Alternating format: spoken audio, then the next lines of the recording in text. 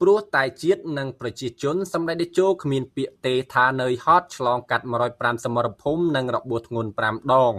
លោកជាធិរិទ្ធអ្នកនាំពាក្យសម្ដេចតេជោនៅថ្ងៃទី22ខែធ្នូឆ្នាំ2025បានសរសេរសំណេរដ៏មានអត្ថន័យបែបនេះថាព្រោះតែជាតិនិងប្រជាជនសម្ដេចតេជោហ៊ុនសែនគ្មានពាក្យទេថានឿយហត់ឆ្លងកាត់105សមរភូមិនិងរបួសធ្ងន់5ដងលោកជាធិរិទ្ធបានកត់ត្រាសំខាន់នៃបេសកកម្មរបស់សម្ដេចតេជោក្នុងបុព្វហេតុប្រជាជននិងមាតុភូមិយ៉ាងដូចនេះថា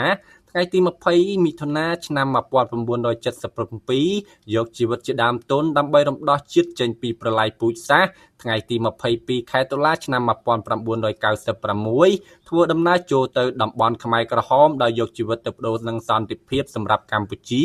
រហូតបញ្ចប់សង្គ្រាមស៊ីវិលបានទាំងស្រុងនៅថ្ងៃទី29ខែធ្នូឆ្នាំ1998ដឹកនាំកម្ពុជាពីគំនរផេះផង់ឲ្យមានការអភិវឌ្ឍក្នុងកំណើនសេដ្ឋកិច្ចខ្ទង់ 7% ក្នុងមួយឆ្នាំជាង2សតវត្សរ៍នៅមុន COVID-19 បើតាមលោកជាធិរិទ្ធបច្ចុប្បន្នសម្ដេចតេជោកំពុងរួមជាមួយសម្ដេចធិបតីផ្ដល់យុទ្ធសាស្ត្រដល់បណ្ដាមេដឹកនាំទប់ទល់ជាមួយសត្រូវឈ្លានពានគ្រប់ពេលដែលជាតិនិងប្រជាជនជួបការលំបាកតែងតែមានវត្តមានរបស់សម្ដេចជានិច្ចជីវិតសម្ដេចជារបស់ជាតិខ្មែរអ្នកនាំពាក្យសម្ដេចតេជោរូបនេះបានគូបញ្ជាក់ថារាល់ពេលប្រចាំការលោកតែងតែតំណាងឲ្យសហការីស្ដាប់ពីបទពិសោធន៍ក្នុងភ្នក់ភ្លើងសង្គ្រាមនិងដឹកនាំប្រទេសដោយលោកតែងតែសម្លឹងជារឿយៗថាជីវិតហ៊ុនសែនមិនសមអាចនឹងរស់បានមកដល់ពេលនេះទេ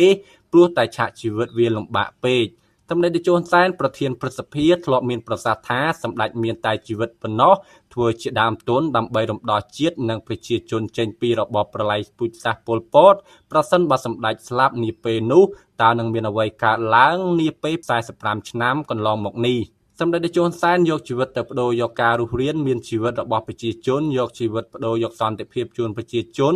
តាមរយៈនយោបាយឈ្នះយកអំណាចទៅបដូរជាមួយសន្តិភាពនិងការអភិវឌ្ឍរយៈពេលវែងតាមរយៈការផ្ទេរការដឹកនាំពីជំនាន់ចាស់ទៅជំនាន់ថ្មីសម្ដេចមានប្រសាសន៍បន្ថែមថាចូលចងចាំថាគ្មានជោគជ័យឬលទ្ធផលណាមួយដោយគ្មានការបោះបង់